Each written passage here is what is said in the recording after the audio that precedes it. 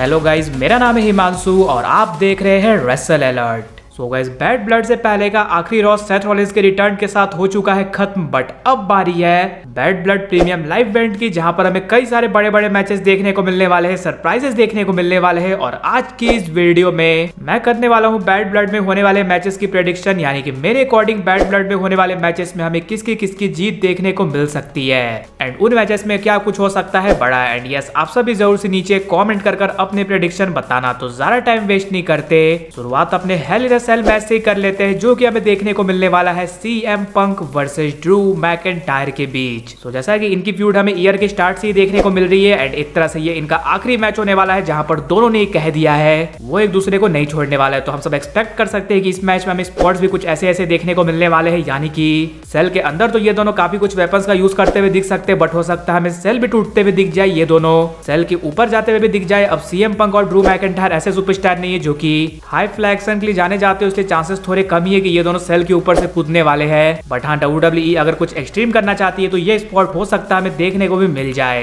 And bad blood premium live event में इस match में ब्लड निकलने वाला है, ये बात तो लगभग कंफर्म ही है। तो मैच में क्या कुछ होने वाला है उसके बारे में तो हम सबने बात कर ही लिया, बट बात कर ली जाएगी आखिरकार फाइनली विक्ट्री किसे मिलने वाली है। बिकॉज एक मैच में जीत हुई है सीएम पंक की, एक में ड्रू मैकिंटायर की। जो भी इस मैच को जीतेगा वो एक तरह से रियल विनर कहलाने वाला है। तो गाइस, मेरी प्रेडिक्शन इस मैच में रहने वाली है सीएम पंक के साथ कि वो हराने वाले हैं ड्रू मैकिंटायर को और जीतने वाले हैं इस हेल इन अ सेल मैच को। बिकॉज काफी पहले ऐसी अपडेट आई थी कि सर्वाइवर सीरीज में सीएम पंक को मैच मिलने वाला है वर्ल्ड हेवीवेट चैंपियनशिप के लिए।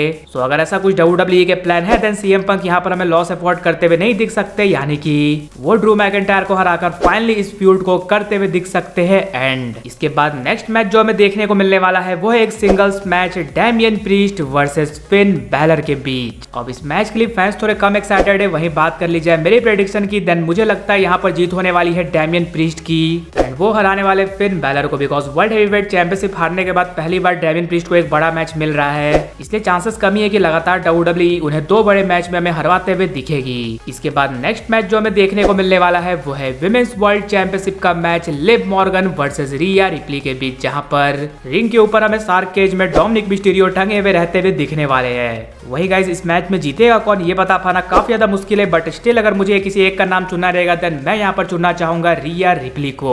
बिकॉज इनका एक मैच ऑलरेडी हो चुका है जहां पर जीत हुई है लिव मॉर्गन की, और अब रॉयल रंबल रेसलमेनिया का टाइम आ रहा है। सो WWE हमें रिया रिप्ली को एज वुमेन्स वर्ल्ड चैंपियंस इन शोज में ले जाते हुए दिख सकती है। बट हाँ, डोमिनिक शार्क केज में रहने के बाद भी कुछ दिमाग लगाते तब हो सकता है यहाँ पर हमें लिव मॉर्गन अपनी चैंपियनशिप करते हुए दिख जाए रिटेन। इसके बाद नेक्स्ट मैच जो हमें देखने को मिलने वाला है वो है WWE वुमेन्स चैंपियनशिप के लिए नाया जैक्स वर्सेस बेली के बीच। सो इस मैच में बेली नहीं जीतने वाली, वो एक तरह से ऑब्वियसली अब टिफनी स्ट्रैटन कैश इन करती है, देन उनके चैंपियन बनने के चांसेस रहेंगे। बट हाँ, काफी पहले ऐसी अपडेट आई थी कि हमें बेली के बाद नाया जैक्स के लिए आते हुए दिखने वाली है शार्लेट फ्लेयर, उसके बाद शार्लेट फ्लेयर चैंपियन बनेगी एंड फिर उनकी फ्यूड हमें चलते हुए दिखेगी टिफनी के साथ। सो अगर WWE को सरप्राइज देना चाहती है तो क्या पता जब नाया जैक्स अपनी चैंपियनशिप रिटेन कर जाए तो उसके बाद हमें रिटर्न देखने को मिले शार्लेट फ्लेयर का। इसके बाद नेक्स्ट बात कर ली जाए सेथ फ्रीकिन रॉलिंस के बारे में, तो जैसा कि इस वीक के रॉ में हमें लास्ट मॉन्स्टर स्टैंडिंग मैच देखने को मिलने वाला था Braun Strowman versus Bronson read के बीच। एंड जो हम सब ने इस मैच से एक्सपेक्ट किया था वही चीजें हमें देखने को मिली, यानी कि ब्रॉन स्ट्रोमैन का हमें हाई फ्लाइंग एक्शन देखने को मिल गया, रिंग टूटते हुए दिख गया,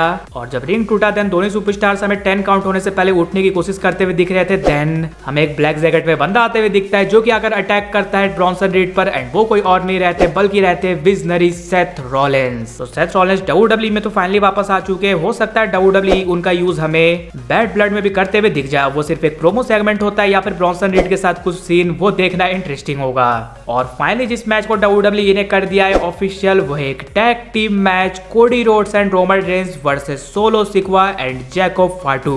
तो जैसा कि रोमन रेंस की दुश्मनी सोलो सिक्वा के साथ तो चल रही है, लेकिन सोलो सिक्वा का साथ देने के लिए उनके इन्फोर्सर जैकोब फाटू है, और इस मैच में रोमन रेंस का पार्टनर वो बंदा रहने वाला है जिन्होंने रोमन रेंस की स्ट्रीक एंड की थी रेसलमेनिया में, यानी कि कोडी रोड्स। तो कोडी रोड्स एंड रोमन रेंस के बीच इस मैच में बहस वगैरह होने वाली, ये तो पूरा एक्सपेक्टेड ही है। बट बात कर ली जाए कि जीत किसकी होते हुए दिख सकती है, तो गाइस रोमन रेंस के रिटर्न के बाद या फिर आप कह सकते हो रेसलमेनिया के बाद ये पहला मैच होने वाला है। रेसलमेनिया में रोमन रेंस हार चुके हैं, तो मुझे नहीं लगता कि WWE लगातार उन्हें 2 मैचेस में हरवाएगी, इसलिए यहाँ पर हमें किसी तरह से जीत होते हुए दिख सकती है कोडी रोड्स एंड रोमन रेंस की। बट एक जो थ्योरी और निकल कर आ रहा है इस मैच में, जिसकी वजह से कोडी रोड्स एंड रोमन रेंस की हो सकती है हार, वो ये है कि कोडी रोड्स एंड रोमन रेंस में से कोई एक दूसरे को छोड़कर चले जाए, जिसकी वजह से ब्लड लाइन की हो जाए इस मैच में जीत। यानी कि रोमन रेंस कोडी रोड्स को टैग देने से मना कर दे, या फिर कोडी रोड्स रोमन रेंस को टैग देने से मना कर दे। एंड रोमन रेंस के पास तो रीजन है ही, क्योंकि उन्होंने कोडी रोड्स को साफ साफ बोल दिया है कि वो आने वाले हैं अब उनकी अनडिस्प्यूटेड टाइटल के लिए। इसलिए अगर कोडी रोड्स एंड रोमन रेंस के बीच कुछ गड़बड़ होती है तो हो सकता है ब्लड लाइन विक्ट्री लेते हुए दिख जाए, नहीं तो ज्यादा चांसेस रोमन रेंस की टीम के जीतने के हैं। तो गाइज यही थे वो मैचेस जो कि हमें बैड ब्लड में देखने को मिलने वाले हैं। लेकिन गाइज आप सब मुझे ये कमेंट कर जरूर से बताना आपके अकॉर्डिंग स्पेशली इस टैग टीम मैच में हमें किसकी जीत होते हुए दिखने वाली है। इसके अलावा अगर वीडियो पसंद आएगी तो वीडियो को भी लाइक कर दीजिए और चैनल को सब्सक्राइब करने के साथ साथ उसके बगल वाले बेल आइकन को भी जरूर प्रेस कर दीजिए। तो मिलते हैं गाइज अगली वीडियो में।